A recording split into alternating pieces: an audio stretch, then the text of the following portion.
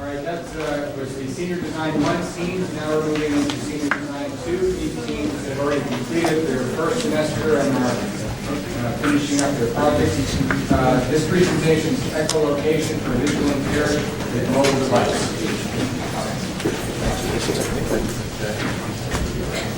And just as a comment, when I'm sitting down, that's giving you 3 minutes. When I stand up, your 3 minutes are up. So kind of gauge that. Good afternoon, ladies and gentlemen. My name is Paul Piero. I want to thank you in advance for taking time out of your busy schedule to listen to our presentation. The name of our design was called Echolocation for the Visually Impaired. Our team over there consisted of Mark, UA, and Georgiana that worked on the lab programming. Nishant and I, we worked on the microcontroller programming. Altogether, we decided on the hardware components and our PCB layout. We chose this project because we felt that it'd be a big challenge for us, and could really help benefit a lot of people should we come up with an effective design.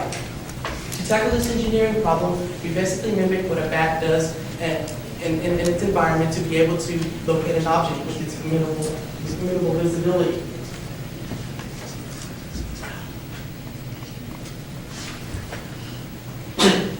For the sensors that we use 3 ultrasound ping sensors that operate at 40 kilohertz.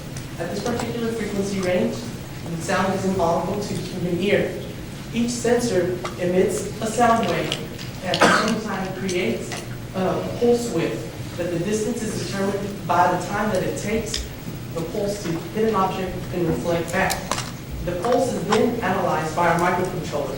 The microcontroller that we use is the 18 Mega 328P. We chose this particular microcontroller because of its Bluetooth capabilities that allow us to connect wirelessly to our mobile device.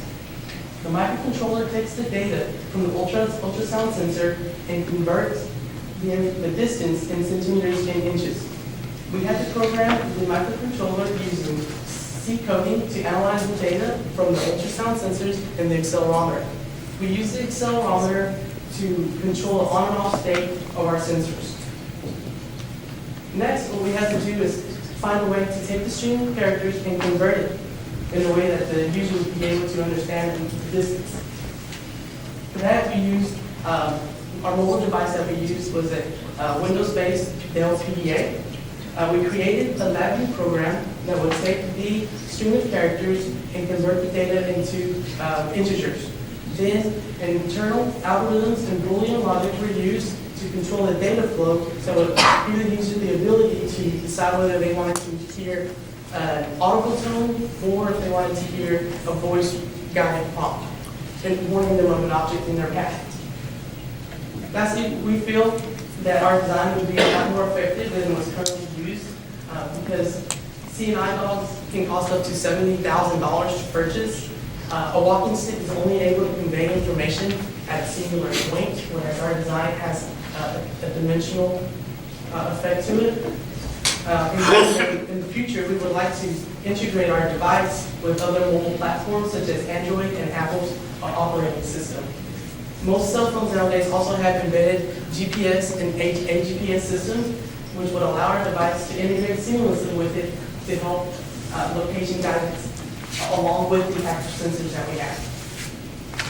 That's all that I have for you today. If you have any questions, feel free to ask. Yes, sir. This is something that fits in the real estate of the phone? No, actually the sensors, they sit, if you look at the picture in the middle, the sensors sit on the side here on the backpack. And then all the circuit board and the controller is all inside the backpack at the back. And then the microcontroller that's in the backpack communicates with the PDA wirelessly. And the user can have the PDA in their pocket, and then they would either use the speaker on the PDA, but it's much better to use an actual headphone because then it's able to detect a left and a right. Yes. So you said you use LabVIEW to view the results of the data, correct? No, actually, I'm sorry. LabVIEW, we created the LabVIEW program and installed an executable file in the PDA. Okay. So we use the LabVIEW mobile module kit. Yes, sir. So this is something that could be integrated into a steering Bluetooth headset, potentially. Oh, most definitely. Yes. Yes, sir. Will it handle obstacles that are moving? Yes, and we'll detect obstacles that are moving.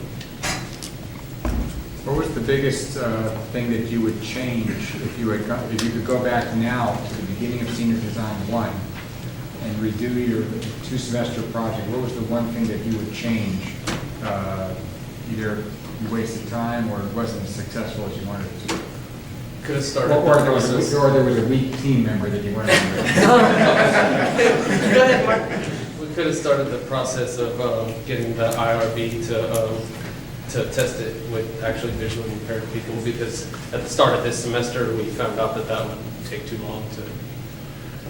Yeah, just to expand the RRB's basic process we have to go through if we are going to use this test this device on a human subject. So we need approval from the community and also get training. Did you go to UTDallas has a disability services? Yes, we did went through that. Did you talk with them? Yes. Take too long. Yes. Yes, sir. What was your biggest challenge with the project, and how did you overcome it? It was probably coding, because most of the project involved a lot of coding, using the LabVIEW and using the microcontroller. And everyone here is actually EE majors, so that's probably our biggest challenge. And then also, we kept on, we have 3 sensors, and we kept on only getting information from just one of the sensors at a time. So we then created an array that was able to collect all the data from all 3 sensors, and then we were able to display the information to the user. Yes, sir. So it appears you can go side to side. Did you try anything with depth in terms of like catching steps or potholes or something like that? Yes, at the time we actually didn't integrate, we actually have a 3rd sensor that is angled, that's able to detect should there be an object in their way. Like maybe a staircase, then it would be able to reflect back and let the user know that there's an object in the way. How about going down? Going down, Yes, because the sensor that points down detects the elevation change on the floor. So if there's a sharp decrease in the on the ground, then we're able to tell the user there's a stairs or something big like this. One more question? Yeah, how do you deal when there's multiple of these devices in the same room? Do the return waves interfere with each other? that's a good question. Actually, the sensor we have now it doesn't fire all together. They take turns. So there is a 60 microsecond delay each one. So one fires and turns on the other one. So they fire in sequential orders. So it doesn't interfere with each other.